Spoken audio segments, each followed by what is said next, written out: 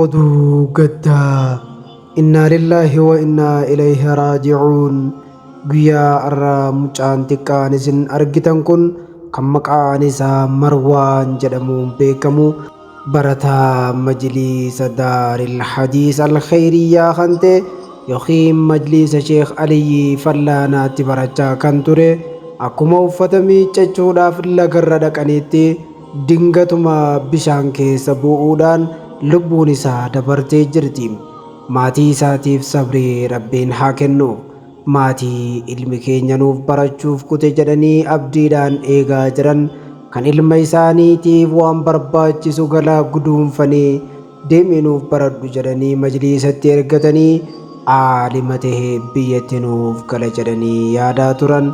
Garuu ilmi isaanii du'a akka malee du'a bishaaniitiin lubbuun isaa qaxaleen karaatti hafte. Yaa Rabbi maatii isaatiif obsa kenneef. Sheekha keenya Sheekh Aliyyi Fallaanaatii fi barattoota majliisa Daaril Hadiis hundaan Rabbiin obsa isiniif haa kennu, isin haa sabbarsiisu isiniin jenna. Obboleessa keenya mucaa daa'ima qaxalee ol deemu jiruun kanarraan tana nurraa akhirameef Rabbi rahmata haa godhu.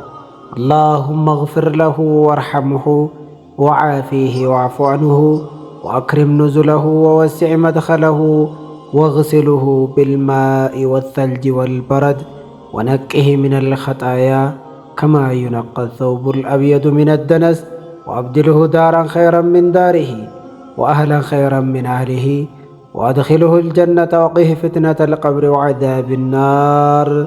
يا رب رحمة قليل، يا رب ما تيسا صبر سيسي balaa akka malee Rabbiin darasuuta ilmii barachuuf bahan irraa Rabbi haa qabu jenna.